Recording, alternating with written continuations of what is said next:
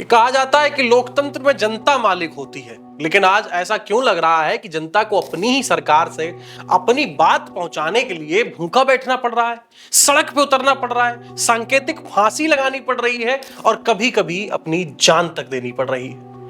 ये मैं किसी पार्टी की बात नहीं कर रहा हूं और ना ही सरकार का पक्ष ले रहा हूं और ना ही विपक्ष का।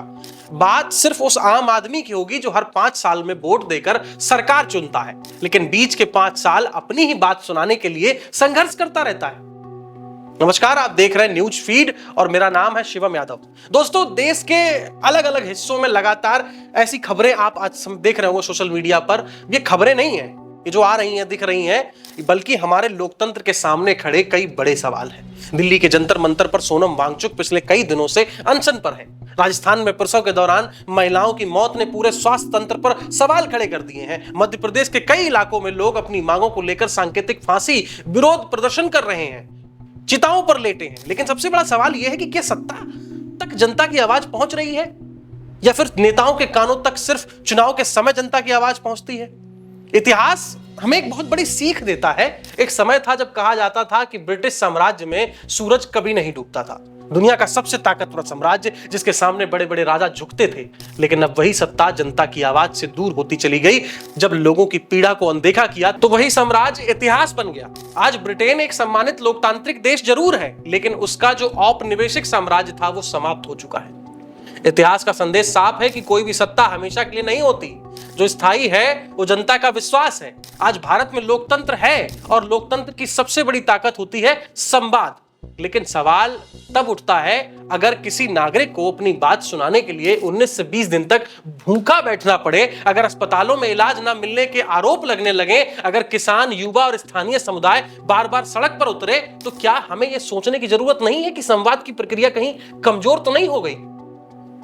नेताओं के कान में जूं ही नहीं रेंग रही है। नेता कह देते कि भैया ब्रेक के बाद, सुन ही नहीं रहे, सवाल का जवाब ही नहीं दे रहे। अब इन नेताओं से एक सवाल है, जब जनता पूछती है तो उसे भाई जवाब चाहिए, मजाक थोड़ी ना, संवेदनशीलता चाहिए, टाल मटोल नहीं। क्योंकि मंत्री और मुख्यमंत्री, प्रधानमंत्री और सांसद ये सभी जनता के सेवक हैं और ये पद जनता ने दिए हैं। एक कहावत है कि गरीब की हाय बहुत भारी होती है। गरीब आदमी के पास ना तो बड़ी मीडिया है और ना ही बड़े वकील हैं और ना ही कोई बड़ी लॉबी। उसके पास सिर्फ उसका दर्द होता है और जब वही दर्द बार बार अनसुना किया जाता है तो लोकतंत्र कमजोर होने लगता है। याद रखिए, देश के पूर्व प्रधानमंत्री ने कहा था कि सरकारें आती जाती रहती हैं, पार्टियां बनती और टूटती रहती हैं, लेकिन इतिहास हमेशा यह याद रखता है जब जनता रो रही थी तब सत्ता क्या कर रही थी। इतिहास ये नहीं पूछता कि सरकार किस पार्टी की थी। इतिहास सिर्फ यह पूछता है कि क्या आपने जनता की बात सुनी थी। इस वीडियो का उद्देश्य किसी राजनीतिक दल का समर्थन करना या विरोध करना नहीं है। उद्देश्य सिर्फ इतना है कि लोकतंत्र में संवाद कभी बंद नहीं होना चाहिए। आंदोलन की नौबत कम से कम आए, अस्पतालों में कोई मां इलाज के अभाव में ना मरे और किसी नागरिक को अपनी बात सुनाने के लिए भूखा ना बैठना पड़े।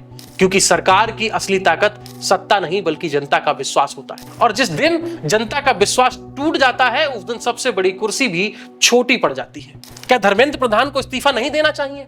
क्या राजस्थान के स्वास्थ्य मंत्री की कोई जवाबदेही नहीं होनी चाहिए? आपको क्या लगता है? आपकी क्या राय है? अपनी राय हमें कमेंट करके जरूर बताएं और अगर आपको ये वीडियो पसंद आई हो तो उसको शेयर करें। मिलते हैं अगली वीडियो में, तब तक के लिए धन्यवाद।